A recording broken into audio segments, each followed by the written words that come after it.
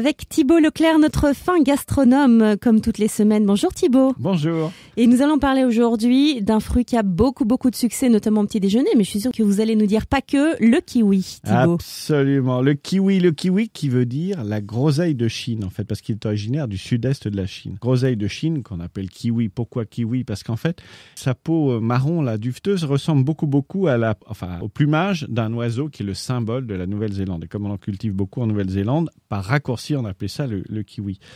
Alors en fait, les Chinois, ça fait près de 3000 ans qu'ils connaissent le kiwi et qu'ils l'utilisent beaucoup. Et en fait, vers 1750, il a été ramené en Europe par un père jésuite et il en a collecté quelques plants, il les a gardés précieusement. Il a fallu attendre le 19e pour qu'on commence à savoir à peu près les acclimater dans des jardins botaniques. Et en fait, c'est vraiment au 20e que le kiwi va connaître un essor considérable.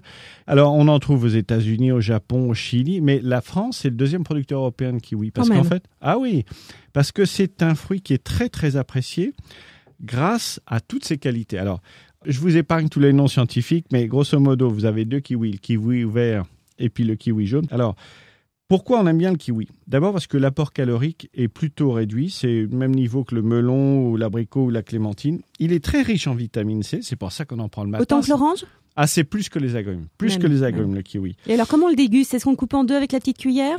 Oui. Vous allez le couper en deux et puis le déguster à la petite cuillère. Mais pas que, parce que, en fait, le kiwi, vous pouvez aussi l'utiliser dans tout un tas de préparations, évidemment, les salades, les sorbets, etc. Mais vous pouvez aussi l'utiliser comme légume, si vous voulez faire vos sucrés salés.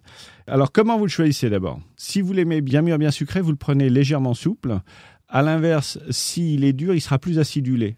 Vous n'hésitez pas, vous le mettez avec des pommes et des pois, il va mûrir plus vite et il va très bien mûrir.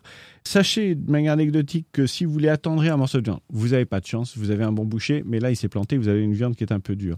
Alors, vous pouvez mettre des tranches de kiwi dessus pendant une demi-heure et ça va attendrir la viande. Donc, n'hésitez pas, c'est l'époque, allez-y. C'est la fin de l'hiver, il faut sortir de l'hiver, il faut retrouver des vitamines, avoir la pêche, donc jetez-vous sur les kiwis. Merci beaucoup Thibaut, et on retrouve l'intégralité de cette chronique sur le site www.terroirdechef.com. À la semaine prochaine. À la semaine prochaine.